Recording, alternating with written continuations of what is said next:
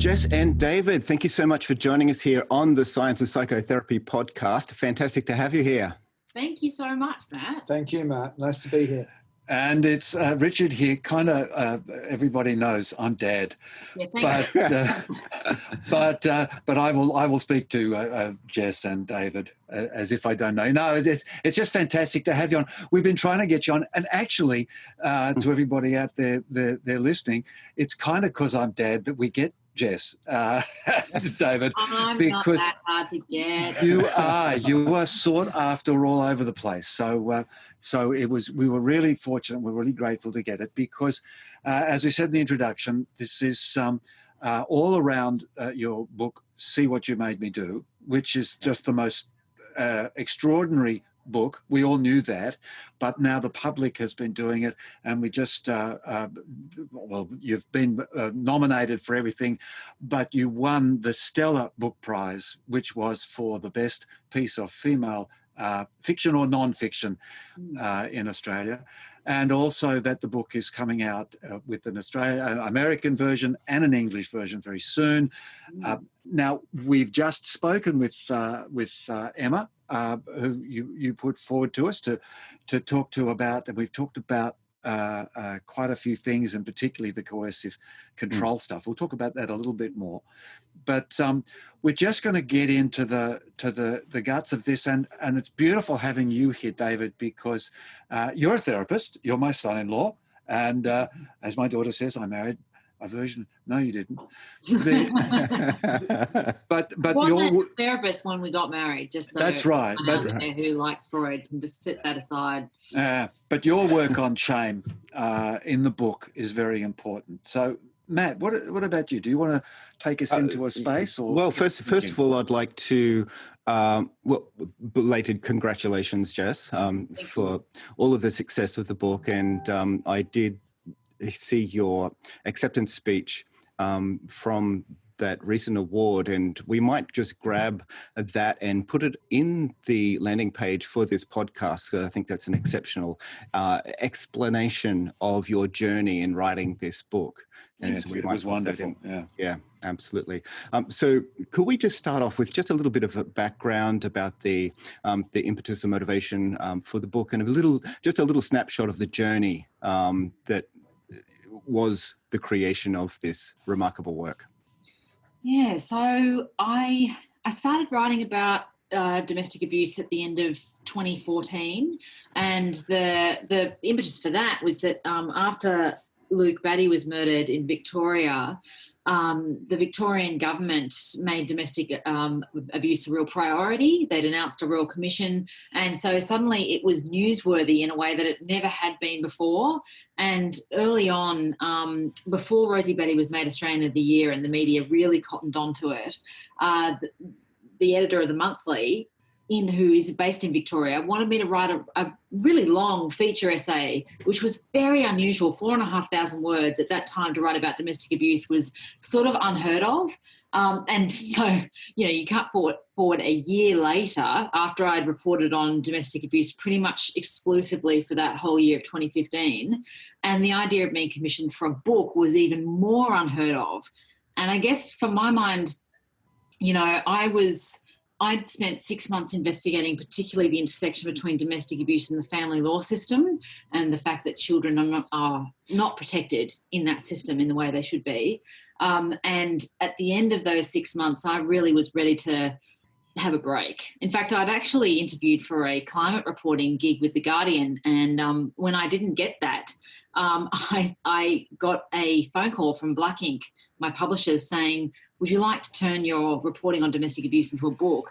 And a big part of me was just saying no. No, I can't. I just can't go back there. I can't go back into this. It has been so traumatic vicariously to go into this world, especially the legal world, and the way it doesn't protect women and children. How can I go and do this again from scratch? But after talking with the publisher, we got around to this idea we could do it in 6 months. It wouldn't be hugely onerous.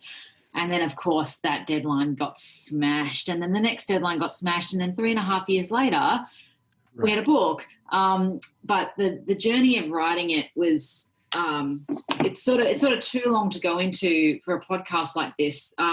But suffice to say, I mean, Dad knows he was there the whole time, and David was just unbelievably supportive throughout the whole thing, intellectually, emotionally, but really it was a very lonely process aside from the family support, because I felt like I was almost a channel for the experiences and the feelings of victims, and then the experiences and feelings of perpetrators, and in trying to channel both very opposing positions, and also after I'd felt a great deal of loyalty to adult and child victims, to get into the perpetrator mindset was something I viscerally resisted. But working with David especially, was able to sort of get past a lot of my anger and resistance, where I just, to be honest, for the first year, I just wanted to frog march these guys off a cliff. I was not interested in why they did it. I was happy to just go with, they do it for power and control, let's just leave it there. And they're unreformable, just lock them up. That was, it was just an anger response. But David, from his therapeutic standpoint, but also his standpoint as a man, was just able to sort of like bring me back into the zone of like, we need to understand why these guys do it, so that we can better get to a sense of how can we stop it. And just to condemn it, as I was really in the headspace to do, was not going to get us anywhere. And so then those next 2 years, a lot of it was grappling with the behaviour of men, and of course the behaviour of the legal system, and there's a lot of crossover there. And then by the time we were finished, I think what we came out with was a book that was unusually balanced, not a polemic, which also makes it a rarity in that general audience space where a lot of this writing tends to be polemical. And I think it bears all the hallmarks of a book that was worked on very closely by a man with a lot of insight. I think if I just written this book alone without that reflection from David, it would not have turned out the same way. Yeah, I think this is really important. And David, maybe a word or two there in that context, because another thing that people don't know is in the middle of all this, you guys had a baby, the beautiful Stevie, who everybody who's got anything to do with me knows about. But this work that you had to do, and I know I supplied a certain amount of male framework from within a therapeutic understanding, an understanding of that we must take the human condition somewhere and find it first. What's some of your reflections on that necessity that you brought? Well, it's interesting you ask about how what Matt was saying, just responding to about how the book became such a big project, because what I was seeing with Jess getting drawn into these experiences and being overwhelmed by it reflected both the experiences of female clients that I've had and work with that are going through this, but also showed me that terrifying gap in our cultural understanding that when you're on that side and attending to that, it is so overwhelming. And to be able to attend to the experiences women are having at the hands of this kind of abuse tends to take up all your focus, and it's hard to expand that lens across. But I guess for me, what was happening as I had in my day-to-day practice, I was going back and forward and found that once I was able to understand the dialogue between the two experiences, then I was able to service both sides of the equation a lot better. And what I mean by that is when you're really asking the question and supporting women of what's going on, the more you understand about why guys are doing it, the more able you are to sort of bring the logic to it, because in the long run, for what a lot of the women experiencing this is why is this happening? The victimization is so much about how inexplicable it seems to be that someone that seemed so nice at the beginning had transformed before their eyes into someone who is, treating them so awfully in such a devastating way. So I guess for me, I'd had my ways of doing that, but as we went to really explore that question of why do men do this, I was surprised to find just how how polarized the responses had been for a long time, that you really had, the social, if you like, feminist explanation that it was about, it was really about culture, it was really about patriarchy, it was really about power. And then on the other side of the coin, you had this psychological explanation that it had nothing to do with culture. It was basically disordered behavior. And this was coming from a psychological point of view that had nothing to do with culture. And it seemed pretty obvious. Just classic psych. Yeah. Like as if things just happen aside from culture that have no interaction. Yeah, and I'd stress there that that's the, the clinical side of the equation, Yeah. And I guess what was interesting is on a more psychotherapeutic level, there wasn't a great deal out there that we could find that really tried to explore this connection between what we ended up understanding the book had to do, which was to explain that intersection between the biological and the social cultural. Yeah. And that's why we ended up with shame, and it's still how I understand, shame is that point, like in the millisecond between shame flaring and then the behavioral response to shame. In that millisecond, that's where we find biology and culture intersecting, and that's where we find the gender response. By the time shame is triggered, we're only a second, I would say, into that emotional experience of shame surging. Only a second into that, our culturally trained, if you will, responses to that emotion are already diverging, male to female. Yeah. And this is an interesting thing, David, because we talk about it being power and Jess, but then shame, you could actually describe that as being something of great weakness. It's a weakening sort of aspect. And this is one of the things I think people don't understand is, and what your book brings out so beautifully, is that this shaming, this sense of diminishing, explodes. And this is what I hear you describing there, is suddenly in that millisecond of shame, it's suddenly so many things emerge out of that. And both people in different ways. I was thinking, one of the things Emma said was, it doesn't seem to matter how intelligent you were or how educated or erudite, that coercive control would get you. And one of the people in your book, Kay, had exactly this experience.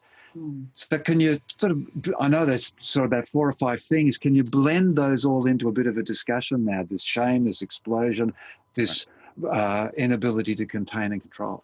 Yeah, well, I think that, so in order to sort of get an anchor point for what we're talking about, when we talk about the difference between wanting to do something in order to get power versus, well, what is actually driving that need for power, like you only need to look as far as Donald Trump, who is the most famous example right now of a man who is utterly beset by deep, unacknowledged wells of shame, who is one of the most insecure people on the planet, and one of the most powerful. So you'll get people saying he's doing this for power, he's only interested in power.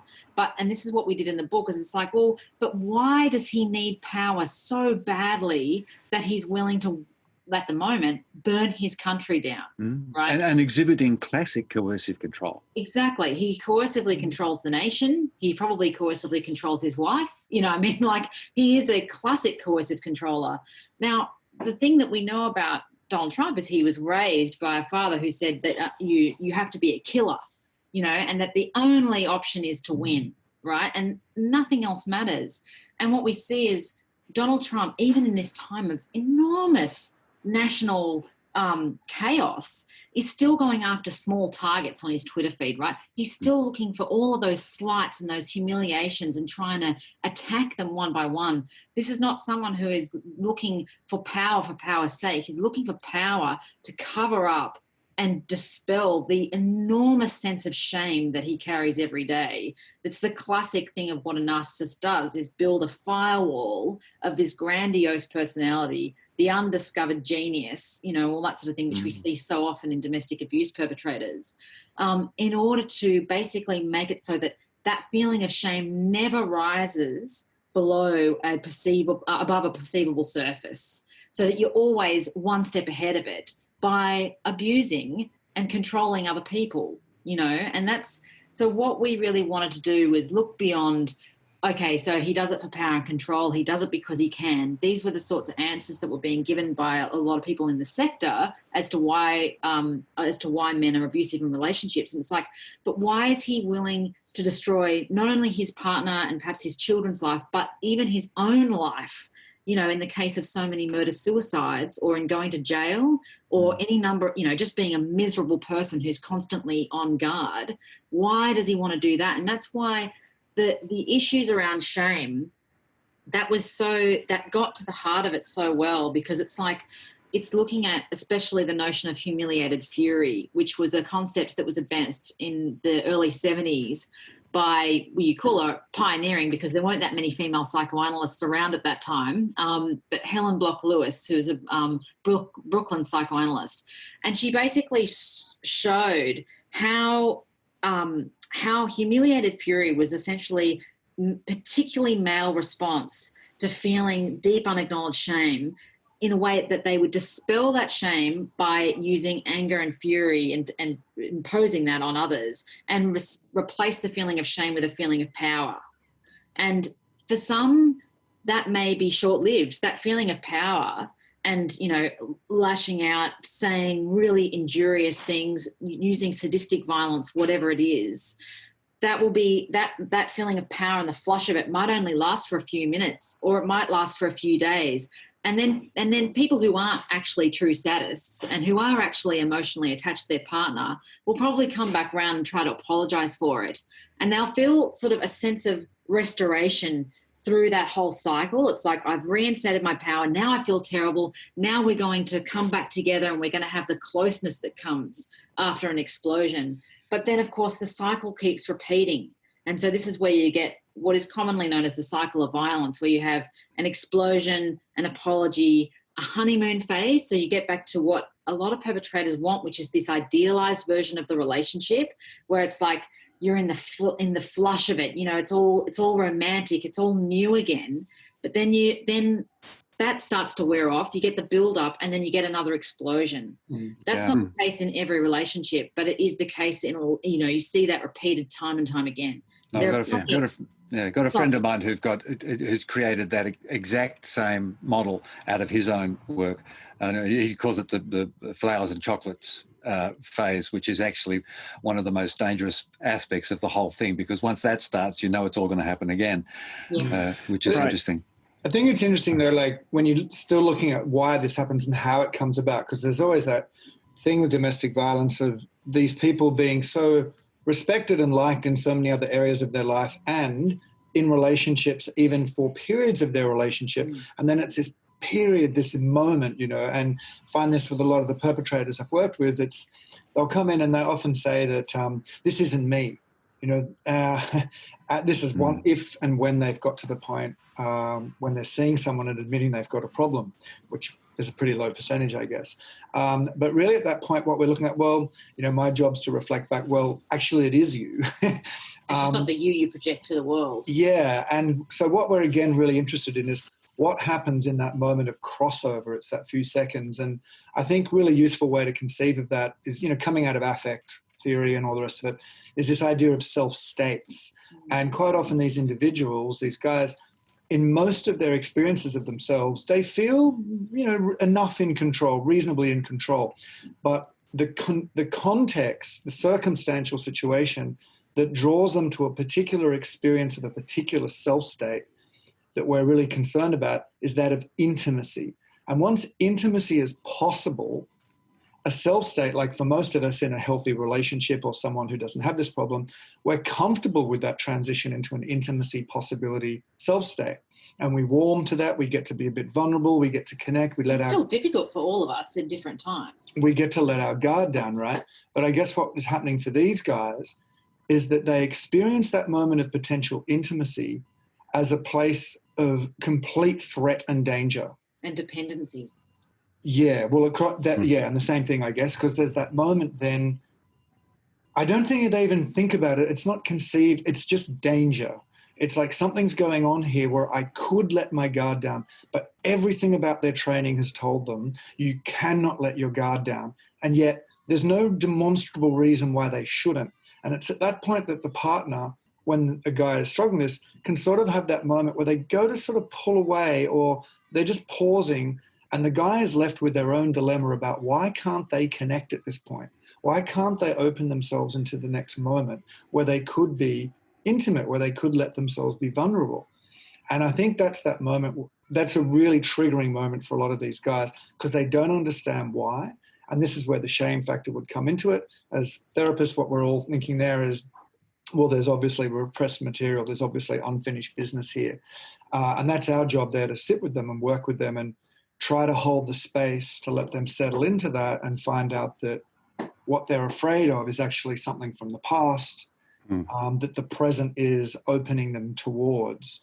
And, a lot of them there get very confused at that point. Well, and then you have to do a lot of, psycho-ed work to open that space out. And a really key ingredient in this, and the difference between someone who has difficulty with intimacy or feels threatened by it, but then decides to try and work on it or keep it even privately to themselves, maybe becomes, a distant partner. The difference between that person and the person who becomes, almost sadistic in the way that they are in a relationship is entitlement, and the feeling that one is entitled to not feel shame, entitled to not feel vulnerable. And then there's the feeling that I don't feel this way in other parts of my life, so it must be your fault, and because they don't have the insight to go, hang on, maybe I don't feel this in other parts of my life because intimacy is the thing that's triggering me. Instead, they just blame the other person. And so they have this thing where, and certainly not in all relationships is love a factor. There are people who are just exploitative or who have those sociopathic type tendencies. But in relationship, in the vast majority where love has been a factor, where there has been a hope for a future with that person, there becomes this growing sense of disquiet where there's the pull between the need to have that person and for that person to never leave and to stay with them and not abandon them. And the what becomes a real resentment and a boiling resentment about how they're making them feel. And then where the entitlement comes in is, instead of where we might feel resentful towards a partner and we're in an argument, we know in our minds what would be the worst thing to say to them in that moment that would just cut them to the bone, that might be so bad that they would take weeks to recover from or maybe could not recover from. Most of us won't say it. You would not, the power that you hold over your partner.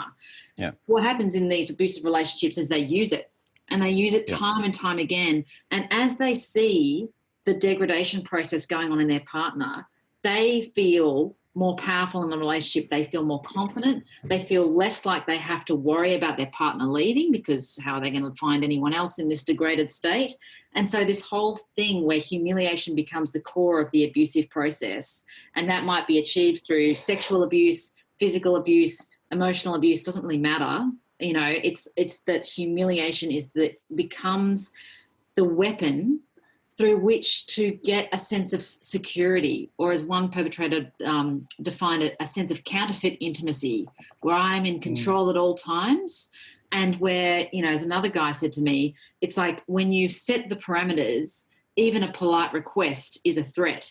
But you can tell yourself, as the person making the polite request, that you're a good guy because you're not using violence. But you've already set the parameters in advance so that nothing's going to come as a surprise to you, And of course, the coercive control creates a situation where the person who's being abused believes it's their fault and complies with that idea that they are a good guy, and it becomes a self-sustaining dysfunction. Well, that's the thing. Like, imagine, just as a last point, imagine, when we think about people who fall in love with us. So we go through that period, and what so many people who go through these relationships will describe as love bombing. So in the early stages, it's like the most exciting love story they've ever had, or the most respected they've ever felt, or the most connected with.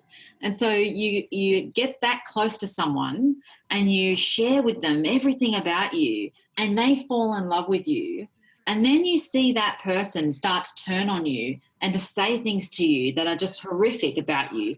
Now, the reason why that is going to get to you in a way that no other person in your life possibly could is because they've fallen in love with you. So you think that they've got a better angle on you than anybody else, you know? And it's like the idea that someone could have fallen in love with you and then is seeing all this stuff. It's like they are seeing things that everyone else can't see because of the intimacy. And that's how the persuasive nature of coercive control really starts to take hold in that context. Yeah. Jess, Go on, Matt. I'm just wondering if we can pull the strands of this theory together into a salient example, either from your research or from the book, because I think when we hear it in the context of a personal story, it really concretes these things together. Do you have something that we could, hear a story? Yeah, for sure. So one in particular is a doctor who is based in Victoria, and she had been with this guy for quite a while. Her name was Sarah and his name was Carl, and he was everything that you could possibly want in a partner, vivacious, funny, self-effacing, fully, you know, supportive of gender equality, all the good stuff, you know. She's a very smart woman, and it just felt like a good partnership. Now, the day that she fell pregnant and told him about it, he completely flipped on a dime. So here was someone who showed no red flags at all as far as she was concerned, right. Who basically in the space of a day became somebody who was making it almost impossible for her friends to come and visit, who was micromanaging her life, who was setting like really degrading rules for someone of her stature. You know, I mean, just degrading for anyone, but especially for a woman who defines herself through her professional life, like the blinds have to be drawn at a certain time, or like really relegating her to that type of role. There was plenty of physical and sexual abuse as well, which she sort of mentioned as an afterthought. And it's really important to note a lot of people who go through coercive control may experience no physical violence at all, but even those who do will often sort of see that as secondary to the humiliation and the coercion and the complete overtaking of their sense of self. So she, you know, he had a baseball bat next to the bed, and he never said he had it there to use on her, or he never made that. It's just the threat was there. So at night, this is the only sort of really intense detail I'll share about their story, but at night sometimes she would wake up to him like ejaculating on her face, and there was nothing that she could do because she knew that baseball bat was there, right? So it's always this feeling of creating an atmosphere of extreme threat. Now, the difference and what is unusual about this story is that she was very open about the abuse. She was open about it with her obstetrician, with his family, with her family, with their friends. She was seeking counselling for him at one of the leading DV psychologists in Melbourne. So it was all out in the open, right? But this shows the pitfalls of how people expect reform from a guy. Right. So even this experienced DV psychologist would see improvements in his behaviour, which actually weren't improvements at all. There was no taking responsibility. There was the continuation of entitlement. And she thought that she could continue to work him like a psych patient. She'd make sure he got to the gym. She'd make sure that he got all the space he needed. She'd make his lunch for him, basically make sure there was no stress on him, and that maybe that would restore him to what he was before. But in amongst this all this time is like he's getting everything he wants, which is servitude and prioritization and all the rest of it. He's been, who knows, without talking to him, but you know, it's pretty obvious he's been triggered by whatever has been in his head around the arrival of a child and around the impending arrival of being a father, of all this stuff, of what you're supposed to have or supposed to be, what a wife is supposed to be, etc. That's obviously all become live in this moment. So they have the child has breathing difficulties, needs to have her breathing monitored. He, like classic perpetrator behaviour, won't admit to the fact that his child has any problems and goes as far as to disable her breathing monitor, to getting angry if emergency services are called. This is a whole part of the shame spiral where it's like no child of mine would have any medical issue, you know. So perpetrators will often try to interrupt their treatment. Now, one day Q&A did a special domestic violence program, And so she was watching it. No need to hide this. They're all very open about the fact there's DV in the house. And he started ranting and raving and saying that every woman who'd been killed that year had probably deserved it, and it was their perpetrators who were the real victims. She sees this. I mean, again, this is not a threat against her life, but it is, right? Yeah. It's the escalation of threat, which she is acutely aware of. So she calls the psychologist, she reports it to police, does all the stuff she's supposed to do. The psychologist says, I think a lot of men would have felt, triggered by that episode. Right. Doesn't think it's of any concern. And then about a week later, their baby is crying through the night, won't be settled. They try to settle her. Sounds like she's going to sleep. Then she starts up again. He races into the baby's room, picks her up out of the cot and shakes her so violently that when Sarah sees it on the baby monitor, she races into the bedroom, grabs the baby out of Carl's arms, and he sort of mumbles something and then goes back to bed. She, as a doctor, is sitting there going, that was so violent that we could be dealing with an intracranial bleed right now. Yep. She's sitting there basically saying a quiet goodbye to her baby. She's calling emergency services, absolutely desperate that he doesn't hear, because if he hears, he may come in and what she thinks is he may kill them both in that moment, because this is the moment of potential exposure, right? Emergency services comes. The baby, thank God, did not have permanent damage. He gets charged. I mean, she is out of there. This is, again, sometimes you have women who leave at the moment that it's clear their child is under threat. Sometimes you don't. But in this case, she did. He got diverted to a men's behaviour change program, and to, I think there was some other thing that he was supposed to engage with. He breached that, he was kicked out of his first men's behaviour change program. And then basically he was given a $350 fine at the end of it. She was left with court cases, a family law case that cost $400,000 plus. This is after he's been convicted of assaulting their kid. So that's the sort of thing that we're talking about in coercive control. Now, just to say as a last reflection on that is that she told me that she considered herself expendable.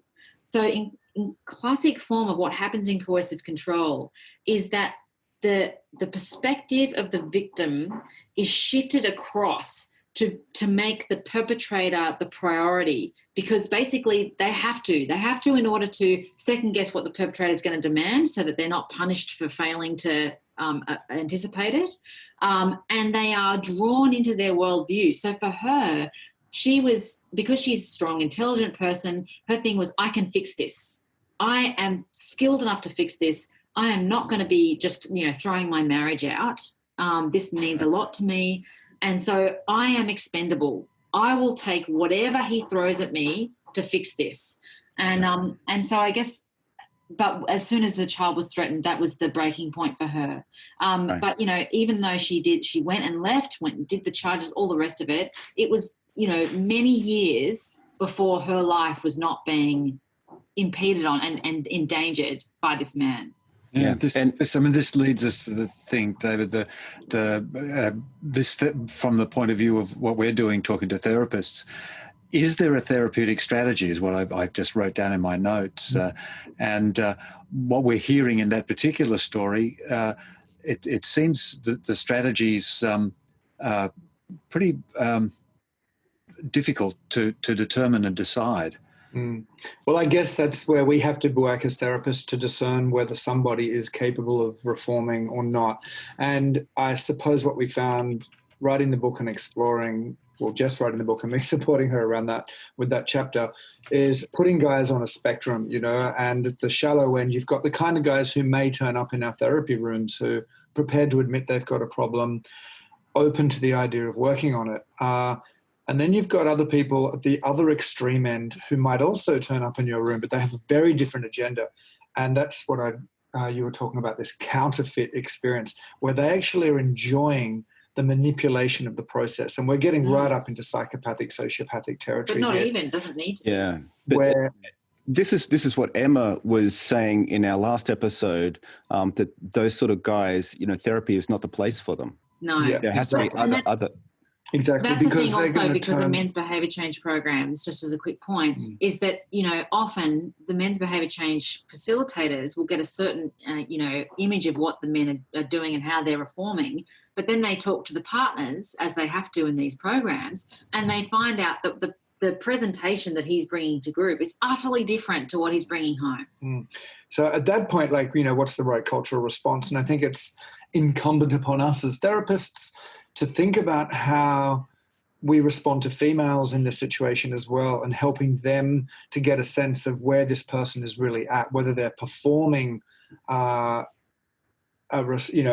seeking help, or whether they're genuine, and for this, most of the guys I work with, of course, are genuine. They've come to therapy and they're able to engage in that process. And I think it's not that hard to detect when someone is or isn't, because the emotion will be present in the room, and you'll see that congruence of affect and all the rest of it. But for the other characters that are very hard to support, I think the best we can do is it's almost just try to alert everybody and have a kind of fluency in reading this sort of kind of person, and then having responses in place that keep an eye on them and keep at them. I personally just don't see how, it's the problem of the psychopath, right? How do we get in there and convince someone who is utterly convinced a priori that intimacy and emotion is just a ridiculous, stupid state that you would go in a vulnerability? And if someone's stupid enough to go into that space around them, then lucky for you that you're now in a powerful position to be able to exploit it. But I think... I was just going to quickly just in there, and our very public example of exposure of Trump is that actually the more you repress, the more you do those things, actually the worse the behaviour comes. And it doesn't matter whether you're in a household or you're in a country.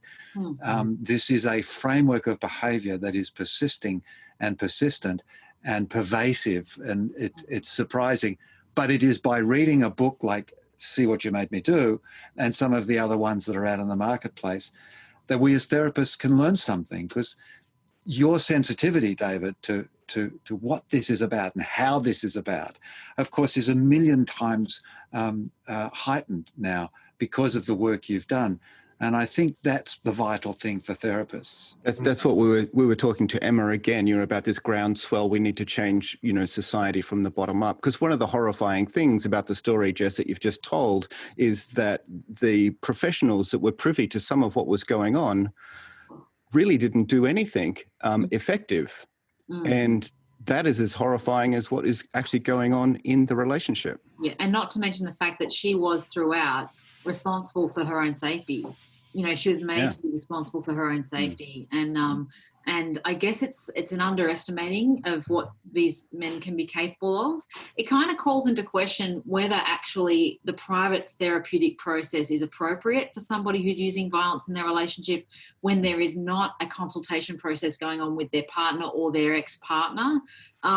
Because I think as therapists, it's pretty hard to know when someone's performing something for you, unless you get that feedback from someone else explaining that is a performance. Absolutely. Nigh on impossible. Got to look at the system. I mean, this is where we go back to systems, family systems and things. Now we're kind of rolling around with our time frame here to a point where we know people sort of find that they've had enough to hear, but we've actually heard a lot in this session, and there's a lot to contemplate. And I think people need to jump in on and up-regulate their knowledge base. And so we'd like to have you back. Sure thing. And when people have had a chance to work this a bit more, and also perhaps we'll be able to start getting some of the international audience will be aware of the book as well. But is there something that just as that each of you might like to say, just as a where to take ourselves forward from this moment, just something that's encouraging, perhaps. Can I start? I don't know. I think just in connection with what we were just saying before and what Matt was asking about, I think that is what we're facing, right? Because what we're understanding is that the tacit exception of domestic abuse for centuries has been our way to manage men's struggles with shame. And what we're basically saying is if we're going to interrupt that, then where's it going to go? Where's that shame going to go out into the world? And I suppose what we're looking at, and that's why this stuff does come back to patriarchy and capitalism and being able to have that system structural analysis of how we're constructing people, you know, and when we're growing humans to believe that they need to be in control at all times and that if they don't, they'll be exploited, and that it's a man's right to take control, that's so deeply embedded. And if we're going to start interrupting that, we better have something in place. We better have some real offer of a narrative of what it looks like to go from a power over framework to a shared power arrangement. Yeah. Because essentially that's what we're working with couples. It's like, would it kill you just to sort of listen to where she's coming from and not feel threatened by it? She probably actually really likes you. And I just like to bring it down to the real personal level, because a lot of the contacts I get from people just wondering, how do I intervene with someone who's dear to me, who's experiencing this? Now, just speaking in terms of intervening with someone who's being victimized by it, you know, it's really important that there's just slight changes to the approach that will really make a world of difference and stop you from becoming an enemy. And that is to approach the person without judgment, but also to not ever condemn the person who's perpetrating the abuse, to condemn their behaviour and say that you don't like their behaviour, you're worried about their behaviour, you're worried about the effect it's having on your friend or loved one, but also to really focus on building that person's self-confidence, esteem, dignity, because that is what is being abused in the relationship, and that is what is essentially stopping them from being able to sense themselves as an independent person with power, who may be able to make choices that would benefit themselves rather than just benefit their partner. So there's a lot of sort of open listening that needs to go on when you're faced with someone, either as a therapist or as somebody who knows someone going through this. But most of all, it's about non-judgment, but also giving them a sense, like asking questions like, what are you afraid of happening if you stay? And what are you afraid of happening if you leave? And sort of workshopping that and showing them that there are options and there are alternatives, but expecting it to be possibly a slow process. And in the end, just saying, any time, day or night, that you need to talk about this or you're ready to, you know, make a change, I'll be here. Because the last thing you want to do is be part of the isolating process. Yeah, fantastic. They are great points to leave us with. Well, look, Jess and David, it's been such a pleasure to have you on the show. I thank you so much for the contribution you've made in this space through your book. And we'll be sure to point everybody to that resource. Yeah, thanks Matt. Lovely speaking to you guys. Thank you so much. I guess I'll see you on the weekend. Yeah. Okay. Bye. Okay. Bye-bye.